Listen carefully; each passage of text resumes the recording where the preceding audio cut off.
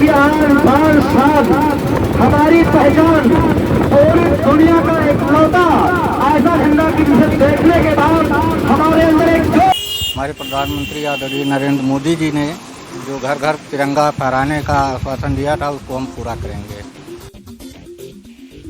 पूरे भारत में स्वतंत्रता दिवस की तैयारियां जोरों पे चल रही है। इस समय हम खड़े हैं कपिलवस्तु अलीगढ़वा में और हमारे साथ बात करने के लिए मौजूद हैं अलीगढ़वा कपिलवस्तु मंडल अध्यक्ष शहबाज आलम जी।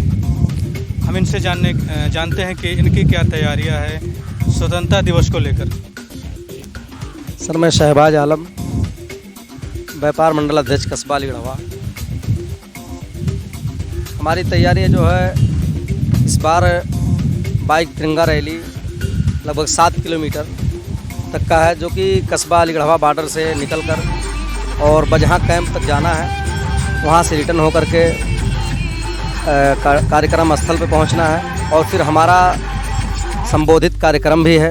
उसमें 2-3 स्कूल के बच्चे जो अपना प्रोग्राम भी करेंगे और उसके बाद कुछ वक्ता अपनी बात रखेंगे, जिससे देश और देशवासियों और व्यापारियों को बताया जाता है कि हमारे देश को आज़ाद कराने में देश के वीर योद्धाओं ने, शहीदों ने अपनी कुर्बानी किस तरह से दी और उनको याद करके आंखें नम की जाती हैं और लोगों को इस बात के लिए प्रेरित किया जाता है कि इस दिन को अपने दिल से याद करें और हर घर पर तिरंगा फहराने का काम करें।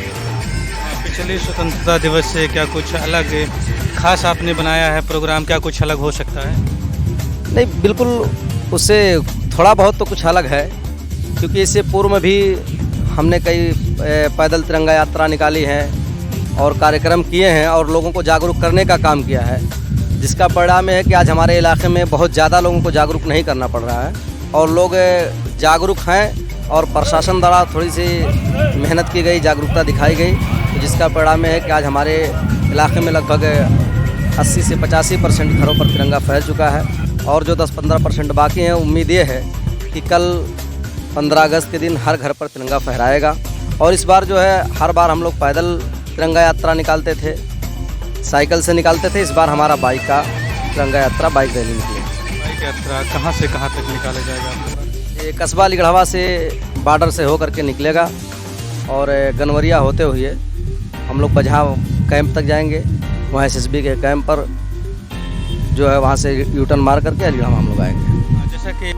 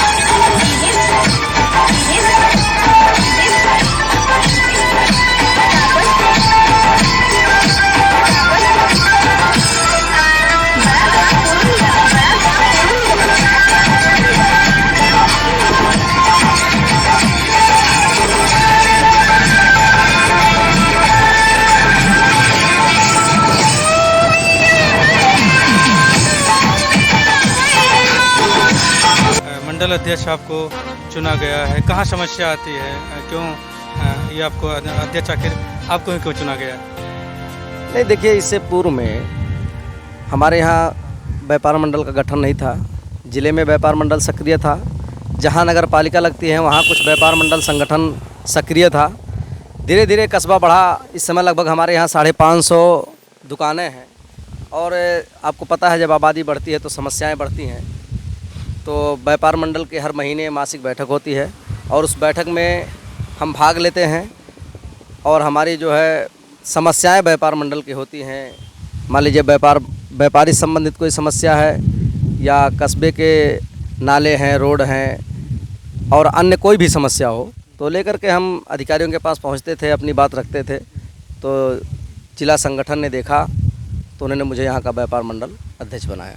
अभी तक आप लोगों के व्यापार में कौन कौन से ऐसी समस्याएं आई जिनका निदान हो पाया है और कुछ का निदान नहीं हो पाया है, और आप उनके लिए विशेष क्या करेंगे? नहीं, बहुत सारी समस्याओं का निदान हुआ है। हमारे यहाँ मंदिर के सामने बहुत बड़े बड़े गड्ढे थे जिनको कई बार जो है ज्ञापन दिया गया और जिलाधिकारी महोदय द्वारा वो काम करवाया भी गया। आज रोड बराबर है, मंदिर के सामने पूरा बराबर आरसीसी बना है। अभी अतिक्रमण हटवाया गया, उसमें नालियाँ तोड़ दी गई हैं जिसको हमने जिलाधिकारी महोदय को ज्ञापन दिया है, लिखित भी ज्ञापन दिया है, मौखिक तौर पे बोलकर भी हमने ज्ञापन दिया है। और जिलाधिकारी महोदय जिससे मुझे आश्वासन मिला है और शायद एसडीएम साहब को इस बात का आदेश दे दिया गया है 15 अगस्त के बाद जांच भी होगी और उसके बाद नाली का नया निर्माण कराया जाएगा। और अन्यथा किसी और प्रकार की जो अधिकारी या मान लीजिए छोटे कर्मचारियों द्वारा, प्रशासन द्वारा कोई समस्या होती है तो हम उसको ले जा करके अपने अधिकारियों द्वारा, अपने संगठन द्वारा अधिकारी तक रखते हैं और उस पर त्वरित कार्रवाई होती है। हमारे साथ ही एक और युवा चेहरा है केडी सर, जो यहाँ कपिल वस्त के निवासी हैं। आज़ादी का अमृत महोत्सव चल रहा है, तिरंगा यात्रा भी निकल रहा है और इनसे भी जानने की कोशिश करेंगे इनकी क्या तैयारी है। क्या तैयारी है केडी साहब आपकी? हम देश के साथ हैं। हमारे प्रधानमंत्री आदरणीय नरेंद्र मोदी जी ने जो घर घर तिरंगा फहराने का आश्वासन दिया था उसको हम पूरा करेंगे और मिलके स्वतंत्रता दिवस 75वां स्वतंत्रता दिवस मनाएंगे। अगले कड़ी में हम मिलते हैं और किसी समाज सेवी के साथ। तब तक के लिए अलविदा, नमस्कार। भारत माता की, भारत माता की, वंदे वंदे वंदे। झंडा उठा के हाथ में हार के बैठना नहीं, जीत के दिखाना है तुझे। भाग